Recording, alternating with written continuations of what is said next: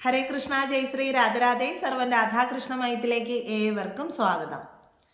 ഭക്തകവി പൂന്താനത്തിനും മേൽപ്പത്തൂർ നാരായണ ഭട്ടതിരിപ്പാടിനും അർഹമായ അംഗീകാരം ലഭിച്ചത് അവരെക്കുറിച്ച് കൂടുതൽ പഠനങ്ങൾ നടന്നു എന്ന ഒറ്റ കാരണത്താലാണ്. എന്നാൽ 13-ാം നൂറ്റാണ്ടിൽ പറവൂർ പുത്തൻചിറയിൽ ജീവിച്ചിരുന്നു എന്ന് കരുതപ്പെടുന്ന ശ്രീ വില്ലുമംഗലം സ്വാമിയാരെക്കുറിച്ച് നാളിതുവരെയും ഒരു പഠനവും നടന്നിട്ടില്ല. അക്കമിട്ട് നിരത്താൻ പാകത്തിന് തെളിവുകൾ ഒന്നും ലഭിക്കാത്തത് കൊണ്ടാണ് അദ്ദേഹത്തെക്കുറിച്ച് പഠിക്കുവാനായിട്ട് ആരും മുന്നോട്ട് വരാഞ്ഞത്. തൃശ്ശൂർ ജില്ലയിലെ കൊടുങ്ങല്ലൂരിനും മാളയ്ക്കും ഇടയിലുള്ള ഒരു ഉൾനാടൻ ഗ്രാമം. ശ്രീ ശങ്കരാചാര്യർക്കൊഴികെ ശ്രീ വില്ലുമംഗലം സ്വാമിയാരോളം അഖില ഭാരത പ്രശസ്തി മറ്റൊരു ഭാരതീയനും കൈവരിക്കുവാനായിട്ട് സാധിച്ചിട്ടില്ല. ധനുമാസത്തിലെ പുണർന്ന നക്ഷത്രത്തിലായിരുന്നു ശ്രീ വില്ലുമംഗലം സ്വാമിയാരുടെ ജനനം. ശ്രീരാമസ്വാമിയുടെ അതേ നക്ഷത്രം. സീതയെപ്പോലെ ഒരു വധുവിനെ തൻ്റെ ഭാര്യയായിട്ട് ലഭിച്ചാലും കുടുംബജീവിതത്തിന് ഒരു യോഗം കാണുന്നില്ല എന്ന് അദ്ദേഹത്തിൻ്റെ നാൾ പ്രകാരം അറിവുണ്ടാകും. അങ്ങനെ അദ്ദേഹത്തിൻ്റെ പിതാവിൻ്റെ വാക്കുകൾ പ്രകാരം ശ്രീ വടക്കുന്നാഥ ക്ഷേത്രത്തിൽ പോയി ശ്രീ പാർവതി പരമേശ്വരന്മാരെ ഭജിക്കാനായിട്ട് പറയും. അങ്ങനെ അദ്ദേഹം വടക്കുന്നാഥൻ്റെ മതിലകത്ത് പോയി ശ്രീ പാർവതി പരമേശ്വരന്മാരെ ഭജിച്ച് ഏറെക്കാലം അവിടെ തന്നെ വസിക്കും. അങ്ങനെ എത്ര നാൾ കടന്നുപോയി എന്നതിന് അദ്ദേഹത്തിന് പോലും ഒരു കണക്കുണ്ടായിരുന്നില്ല. വേദങ്ങളെ 4ആയി വിഭജിച്ച മഹാഭാരതം എന്ന ആ ഇതിഹാസം എഴുതി തയ്യാറാക്കിയ ത്രിമൂർത്തി സ്വരൂപമായ വേദവ്യാസൻ ഈ കലിയുഗത്തിൽ ശ്രീ വില്ലുമംഗലം സ്വാമിയാരായി പുനർജനിച്ചു എന്നാണ് വിശ്വാസം. അങ്ങനെ ഒരിക്കൽ ശ്രീ വില്ലുമംഗലം സ്വാമിയാർ കുളിയും ദേവാരവും ഒക്കെ കഴിഞ്ഞ് വടക്കുന്നാഥൻ്റെ മതിലകത്ത് ധ്യാനത്തിലിരിക്കുമ്പോൾ ഒരു അപ്സര കന്യകയുടെ രൂപം അദ്ദേഹത്തിൻ്റെ മനസ്സിൽ തെളിയുകയാണ്. അങ്ങനെ അദ്ദേഹം കണ്ണു തുറന്നു നോക്കുമ്പോൾ അതിസുന്ദരിയായ ഒരു പെൺകുട്ടി സെറ്റ് മുണ്ടൊക്കെ ഉടുത്ത് പൂക്കൂടയും ഒക്കെ ആയിട്ട് അദ്ദേഹത്തിൻ്റെ മുൻപിൽ കൂടി കടന്നു പോവുകയാണ്. എന്തെന്നില്ലാത്ത ഒരു ആനന്ദം പെട്ടെന്ന് തന്നെ അദ്ദേഹത്തിന് അനുഭവിക്കാനായിട്ട് കഴിയുകയാണ്. പിന്നെ അദ്ദേഹം ചെയ്യുന്ന ഒരു പ്രവൃത്തികളിലും ഏകാഗ്രത കിട്ടുകയും മനസ്സുറയ്ക്കുകയും ഒന്നും ചെയ്യാതെ ആ കുട്ടിയുടെ കണ്ട പെൺകുട്ടിയുടെ ആ രൂപത്തിൽ തന്നെ അദ്ദേഹത്തിൻ്റെ മനസ്സുറയ്ക്കുകയാണ്.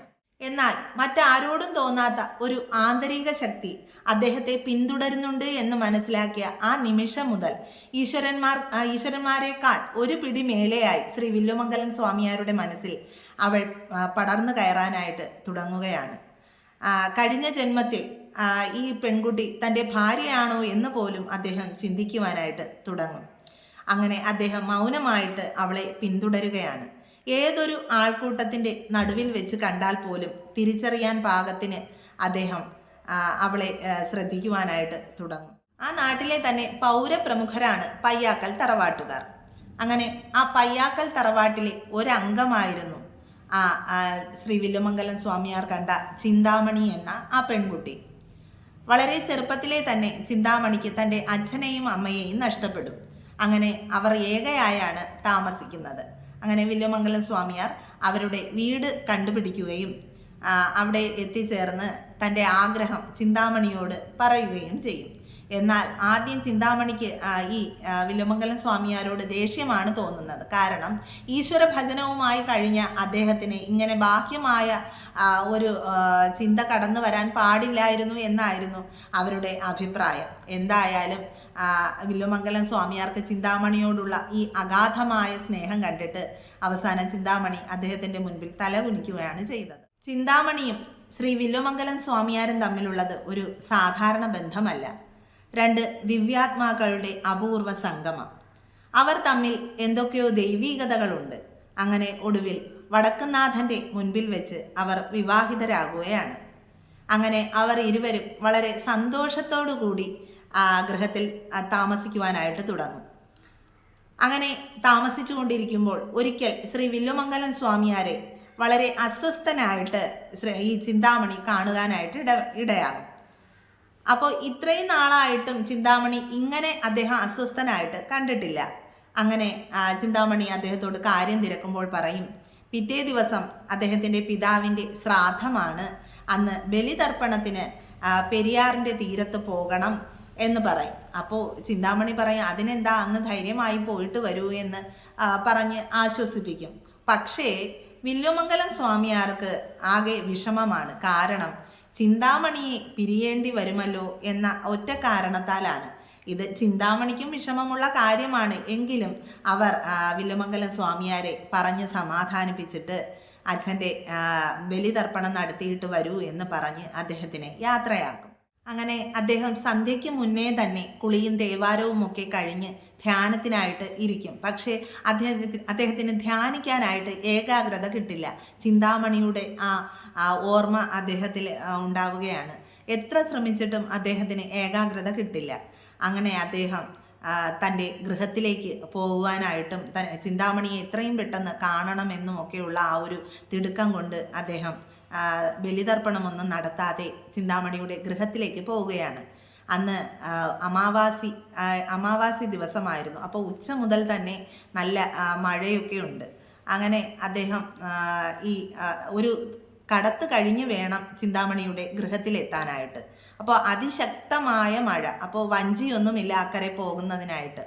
അങ്ങനെ അദ്ദേഹം കുറച്ചു നേരം അവിടെ നിൽക്കുമ്പോൾ മഴയുടെ ശക്തിയൊക്കെ ഒന്ന് കുറയും.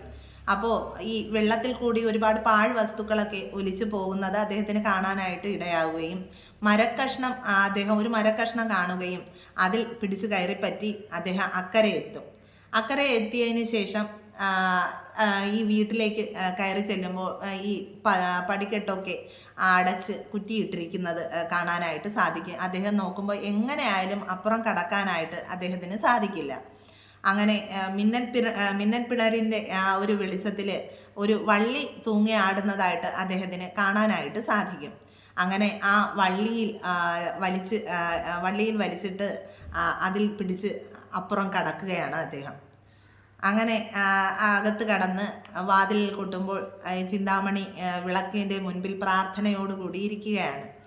അങ്ങനെ ചിന്താമണി വന്ന് വാതിൽ തുറക്കുമ്പോൾ ഈ മഴയത്ത് നനഞ്ഞ് കുതിർന്ന് നിൽക്കുന്ന വില്ലുമംഗലം സ്വാമിയാരെ കാണുകയും അവർ അത്ഭുതപ്പെടുകയുമാണ്. ഇത്ര വേഗം തിരിച്ചെത്തിയോ എന്ന് അവർ ചോദിക്കുകയാണ്. അങ്ങനെ വില്ലുമംഗലം സ്വാമിയാരുടെ അടുത്ത് നിന്നും ചിന്താമണി കാര്യങ്ങളെല്ലാം മനസ്സിലാക്കും. താൻ എങ്ങനെയാണ് ഇവിടെ എത്തപ്പെട്ടത് എന്നും തനിക്ക് ബലിതർപ്പണം നടത്താൻ സാധിക്കാത്തതിൻ്റെ കാരണം എന്നൊക്കെ ചിന്താമണി മനസ്സിലാക്കുകയും മഴയുടെ ശക്തിയൊക്കെ കുറഞ്ഞതിന് ശേഷം അദ്ദേഹത്തെയും കൂട്ടി തുടൽ വിളക്കിൻ്റെ സഹായത്തോടു കൂടി പുഴയ്ക്കരികിലേക്ക് പോവുകയാണ്. വില്ലുമംഗലം സ്വാമിയാർ ഒരു തടിക്കഷ്ണത്തിൽ പിടിച്ചു കയറിയാണല്ലോ വന്നത്. അങ്ങനെ അവർ പുഴയ്ക്കരികിലേക്ക് പോകുമ്പോൾ അവിടെ അദ്ദേഹം പിടിച്ചു കയറി വന്നത് ഒരു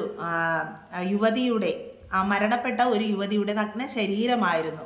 പക്ഷേ ചിന്താമണിയെ കാണാനുള്ള അദ്ദേഹത്തിൻ്റെ അടക്കാനാകാത്ത ആ ഒരു ആഗ്രഹത്തിൻ്റെ മുൻപിൽ ഈ ജഡമാണോ തടിക്കഷ്ണമാണോ എന്നൊന്നും മനസ്സിലാക്കാൻ അദ്ദേഹത്തിന് സാധിക്കുന്നില്ല. അങ്ങനെ അവിടെ നിന്നും തിരിച്ച് ഈ ചിന്താമണിയുടെ ഗൃഹത്തിൽ എത്തുന്നതിന് ആ പടിപ്പുര വാതിൽ മറികടക്കുന്നതിന് വേണ്ടിയിട്ട് ഒരു വള്ളിയിൽ പിടിച്ചാണല്ലോ അദ്ദേഹം മറികടക്കുന്നത്. അത് നോക്കുമ്പോൾ കാണുന്നത് നീളമുള്ള ഒരു പാമ്പായിരുന്നു. അങ്ങനെ ഇതൊക്കെ കണ്ടിട്ട് സംസാരിക്കാൻ പോലും പറ്റാത്ത ഒരു അവസ്ഥയിൽ മരവിച്ച് ശ്രീ വില്ലുമംഗലം സ്വാമിയാർ നിൽക്കുകയാണ്. അങ്ങനെ ചിന്താമണി അദ്ദേഹത്തിനോടായിട്ട് പറയും, എന്നെ കാണുവാനുള്ള അങ്ങയുടെ അടക്കാനാകാത്ത ഈ ആഗ്രഹം അങ്ങ് ഭഗവാനിലേക്ക് തിരിച്ചു വിട്ടിരുന്നുവെങ്കിൽ നമുക്ക് 2 പേർക്കും മോക്ഷം കിട്ടിയേനെ എന്ന് ചിന്താമണി വില്ലുമംഗലം സ്വാമിയാരോടായിട്ട് പറയുകയാണ്. ചിന്താമണിയുടെ വാക്കുകൾ ഒരു അശരീരി പോലെയാണ് ശ്രീ വില്ലുമംഗലം സ്വാമിയാർക്ക് തോന്നിയത്. അദ്ദേഹം ഏകാഗ്രചിത്തനായി സാളഗ്രാമത്തിലേക്ക് നോക്കി നിന്ന് ധ്യാനിക്കുവാനായിട്ട് തുടങ്ങും. ചിന്താമണിയുടെ ഈ വാക്കുകൾ അമൃതവർഷം പോലെ അദ്ദേഹത്തിൻ്റെ മനസ്സിൽ പെയ്തിറങ്ങും. അത് അതായത് ശ്രീ വില്ലുമംഗലം സ്വാമിയാരുടെ അകക്കണ്ണ് തുറക്കാനായിട്ട് ഒരു നിമിത്തം മാത്രമായിരുന്നു. അങ്ങനെ ഏകാഗ്രചിത്തനായിട്ട് സാളഗ്രാമത്തിലേക്ക് നോക്കിക്കൊണ്ട് നിന്ന വില്ലുമംഗലം സ്വാമിയാർക്ക് ഒരു അത്ഭുത കാഴ്ച അവിടെ കാണുവാനായിട്ട് സാധിക്കും. മഞ്ഞപ്പട്ടൊക്കെ ഉടുത്ത് പീലിത്തുരുമുടിയൊക്കെ ചൂടി സാക്ഷാൽ ശ്രീ ബാലഗോപാലൻ അദ്ദേഹത്തിൻ്റെ മുൻപിൽ പ്രകടമാകും. അങ്ങനെ അദ്ദേഹം ആനന്ദത്തോടുകൂടി ഭഗവാന്റെ കാൽക്കൽ വീണ് നമസ്കരിക്കും. അപ്പോൾ തന്നെ ആ രൂപം മായുകയും ചെയ്യും. അങ്ങനെ അതീവ സന്തോഷവാനായ ശ്രീ വില്ലുമംഗലം സ്വാമിയാർ ആ ഭഗവാന്റെ ആ കാഴ്ച കാണാനായിട്ട് ഇടയാക്കി തന്ന ചിന്താമണിയെ ഗാഠമായിട്ട് ആലിംഗനം ചെയ്തുകൊണ്ട് നിൽക്കുമ്പോൾ അദ്ദേഹത്തിൻ്റെ നാവിൽ നിന്നും ഭക്തി സാന്ദ്രമായ വരികൾ അമൃതവർഷം പോലെ പെയ്തിറങ്ങുവാനായിട്ട് തുടങ്ങും. എത്രയും പെട്ടെന്ന് തന്നെ ചിന്താമണി ആ വാക്കുകളെല്ലാം തന്നെ എഴുത്തോലയിൽ പകർത്തുവാനായിട്ടും തുടങ്ങും. അങ്ങനെ ഈ എല്ലാം പകർത്തിയെടുത്തതിന് ശേഷം അത് എഴുത്താണിയുടെ താളം നിലയ്ക്കുമ്പോൾ അവർ പരസ്പരം നോക്കി നിന്ന് പുഞ്ചിരിക്കുകയാണ്. ഒരുപക്ഷെ ഭഗവാൻ തന്നെ ആയിരിക്കും ശ്രീ വില്വമംഗലം സ്വാമിയാരുടെ മനസ്സിൽ ഇരുന്നു കൊണ്ട് ശ്രീകൃഷ്ണ കർണാമൃതം എന്ന ആ മഹാകാവ്യം എഴുതുവാനായിട്ട് ഇടയാക്കിയത്. അങ്ങനെ ശ്രീ വില്വമംഗലം സ്വാമിയാർക്ക് മനസ്സിലാവുകയാണ് തൻ്റെ മുൻപിൽ ഇരിക്കുന്ന എഴുത്തോലയും എഴുത്താണിയുമായി ഇരിക്കുന്ന ഈ സ്ത്രീ ചിന്താമണി ഒരു സാധാരണ സ്ത്രീയല്ല എന്ന് അദ്ദേഹത്തിന് മനസ്സിലാവുകയാണ്. ജീവിതത്തിൽ ഇനിയും ഒരുപാട് കർമ്മങ്ങൾ ബാക്കിയുണ്ട് എന്ന് മനസ്സിലാക്കിയ ശ്രീ വില്വമംഗലം സ്വാമിയാർ പിറ്റേ ദിവസം പുലർച്ചെ തന്നെ യാത്രയ്ക്ക് ഒരുങ്ങുകയാണ്. അങ്ങനെ അദ്ദേഹത്തെ യാത്രയാക്കാനായിട്ട് പുഴയുടെ അരികിൽ ചിന്താമണിയും എത്തുകയാണ്. അങ്ങനെ അദ്ദേഹം വഞ്ചിയിൽ കയറി ചിന്താമണിയോട് യാത്ര പറഞ്ഞ് പോവുകയാണ്. അങ്ങനെ ഈ വഞ്ചിയിൽ ഇരുന്നു കൊണ്ട് തന്നെ അദ്ദേഹം ആലോചിക്കുകയാണ്, വികാരങ്ങൾക്ക് അടിമപ്പെട്ട് താൻ എത്രമാത്രം അന്ധനായിരുന്നു എന്ന് അദ്ദേഹം ഓർത്ത് സ്വയം വിലപിക്കുകയാണ്. അങ്ങനെ വില്വമംഗലം സ്വാമിയാർ കയറിയ വഞ്ചി മറയുന്നത് വരെ അവിടെ നിന്ന് ചിന്താമണി അദ്ദേഹത്തെ നോക്കുകയാണ്. അങ്ങനെ പുഴയുടെ മധ്യഭാഗത്തായിട്ട് എത്തുമ്പോൾ, അതായത് ഈ വഞ്ചി തുഴഞ്ഞുകൊണ്ട് പോയിരുന്ന ആ കഴുക്കോൽ എന്തോ ഒരു ജീവിയുടെ ശരീരത്തിൽ പോയി പതിക്കുകയും അതിൽ നിന്ന് ആ വെള്ളത്തിൽ നുരയും പതയും രക്തവുമൊക്കെ ഉണ്ടാകാനായിട്ട് തുടങ്ങും. അപ്പോൾ എന്തോ പന്തികേടാണല്ലോ എന്ന് മനസ്സിലാക്കിയ ശ്രീ വില്വമംഗലം സ്വാമിയാർ ആ പുഴയിലേക്ക് എടുത്ത് ചാടുകയാണ്. അങ്ങനെ പുഴയുടെ അടിത്തട്ടിൽ നോക്കുമ്പോൾ ഭഗവാൻ ശ്രീകൃഷ്ണൻ്റെ ഒരു വിഗ്രഹം ചെളിയിൽ പുതഞ്ഞു കിടക്കുന്നത് അദ്ദേഹത്തിന് കാണുവാനായിട്ട് ഇടവരും. അപ്പോൾ ഈ കഴുക്കോൽ ഭഗവാന്റെ ആ മാറിലാണ് തറച്ചത്. അതിൽ നിന്നുമുണ്ടായ നുരയും പതയും രക്തവും ഒക്കെയാണ് കാണുവാനായിട്ട് ഇടയാകുന്നത്. അപ്പോൾ ഭഗവാന്റെ ഈ വിഗ്രഹം വില്വമംഗലം സ്വാമിയാരോട് പറയുന്നതായിട്ട് അദ്ദേഹത്തിന് തോന്നും, എന്നെ മാറോട് ചേർത്ത് പ്രാർത്ഥിച്ചോളൂ എന്ന്.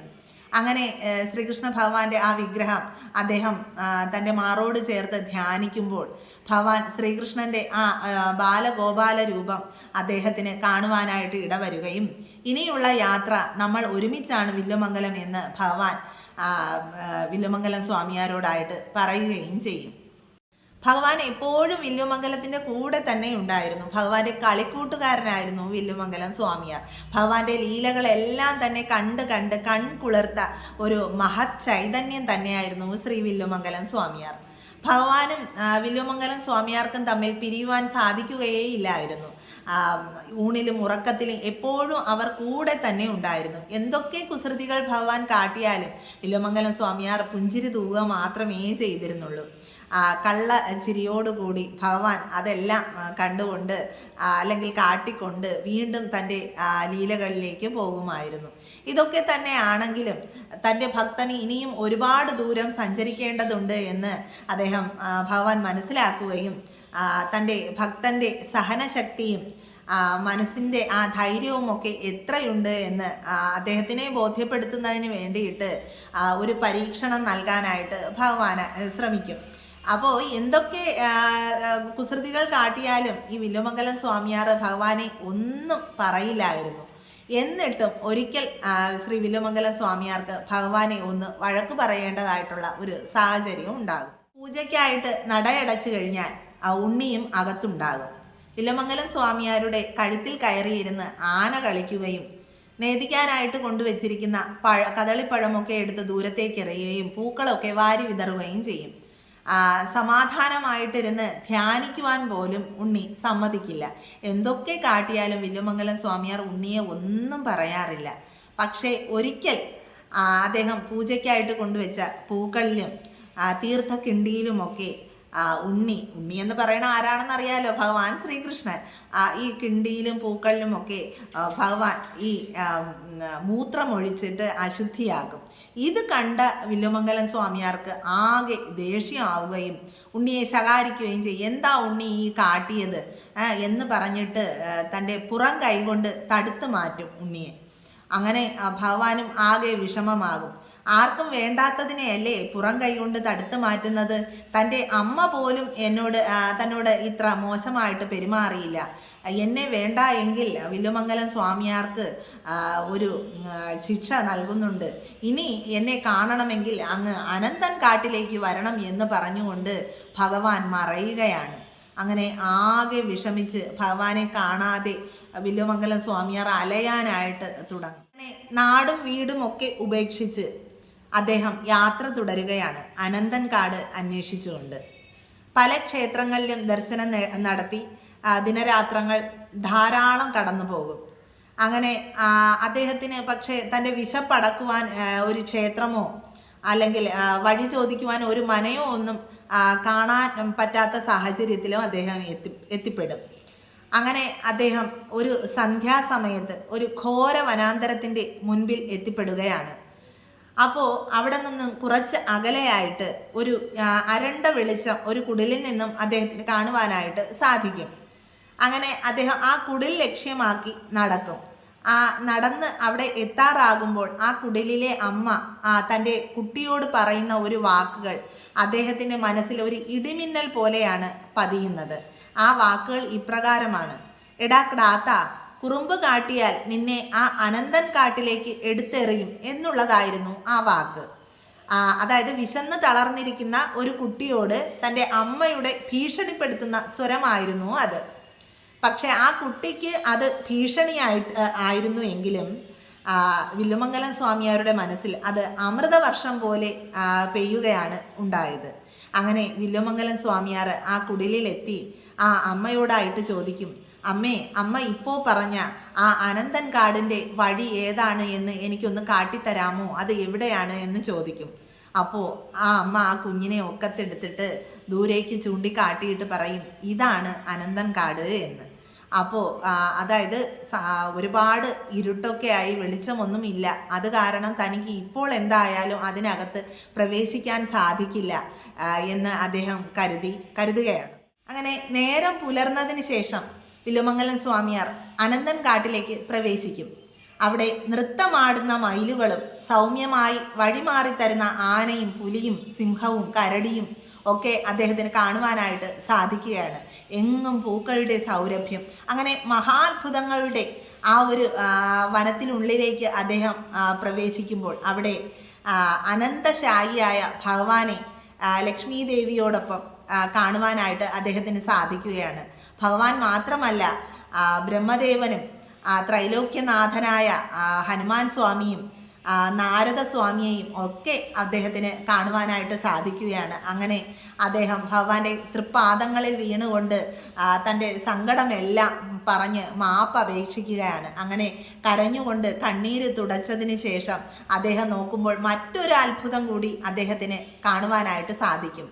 സാക്ഷാൽ ബാലഗോപാലൻ, തൻ്റെ അടുത്ത് നിന്ന് പിണങ്ങിപ്പോയ അതേ ബാലഗോപാലൻ, കണ്ണാ എൻ്റെ ഉണ്ണി എന്നൊക്കെ പറഞ്ഞ് അദ്ദേഹം ഭഗവാന്റെ അടുത്ത് ചെല്ലുമ്പോൾ ഭഗവാൻ പുഞ്ചിരി തൂക്കിക്കൊണ്ട് ചോദിക്കും: വില്ലുമംഗലം, എനിക്ക് നന്നേ വിശക്കുന്നുണ്ട്, എനിക്ക് എന്താണ് അങ്ങ് കൊണ്ടുവന്നിട്ടുള്ളത് എന്ന് അദ്ദേഹം ചോദിക്കും. അപ്പോൾ തൻ്റെ ഭാണ്ഡത്തിൽ നോക്കുമ്പോൾ അദ്ദേഹത്തിന് കൊടുക്കുവാൻ പാകത്തിന് ഒന്നും തന്നെ ഉണ്ടായിരുന്നില്ല.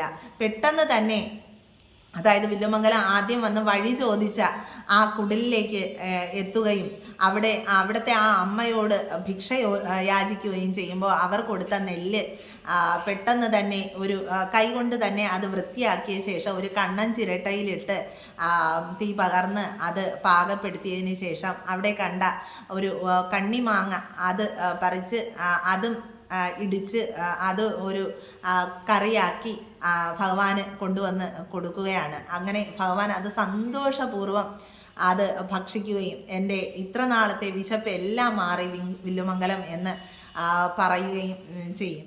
അപ്പോൾ ലക്ഷ്മി ദേവി ഭഗവാനോടായിട്ട് ചോദിക്കും: ഇത്രയും നല്ലൊരു സ്വാമി ഭക്തനെ അങ്ങ് എന്തിനാണ് ഇങ്ങനെ പരീക്ഷിക്കുന്നത് എന്ന്. അപ്പോൾ ഭഗവാൻ പറയും: ഇത് ഓരോരുത്തരുടെയും കർമ്മഫലമാണ്.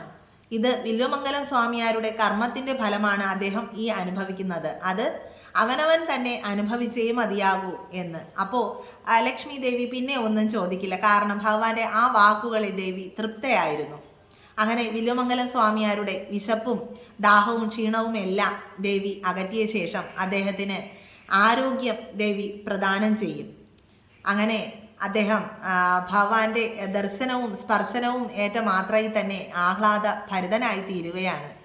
അങ്ങനെ ഭഗവാനോട് യാത്ര പറഞ്ഞ് അദ്ദേഹം പോകുവാനായിട്ട് ഒരുങ്ങുന്ന സമയത്ത് സാക്ഷാൽ ശ്രീകൃഷ്ണൻ അദ്ദേഹത്തിൻ്റെ ഇരു കൈകളും തൻ്റെ മാറോട് ചേർത്തിട്ട് പറയും, വില്വമംഗലം, എന്നെ എപ്പോൾ അങ്ങേക്ക് കാണണമെന്ന് തോന്നുമ്പോഴും എന്നെ ഒന്ന് സ്മരിച്ചാൽ മാത്രം മതി, ആ സമയം ഞാൻ അങ്ങയുടെ സമീപത്തുണ്ടാകും എന്ന് പറഞ്ഞിട്ട് അദ്ദേഹത്തിനെ യാത്രയാക്കുകയാണ്. അങ്ങനെ ഭഗവാന്റെ അഭ്യർത്ഥന പ്രകാരം തന്നെ, അല്ലെങ്കിൽ ഭഗവാന്റെ ആ അനുഗ്രഹത്തോടു കൂടി അദ്ദേഹം ദേശാടനം ചെയ്യാനായിട്ട് ആരംഭിക്കുകയാണ്.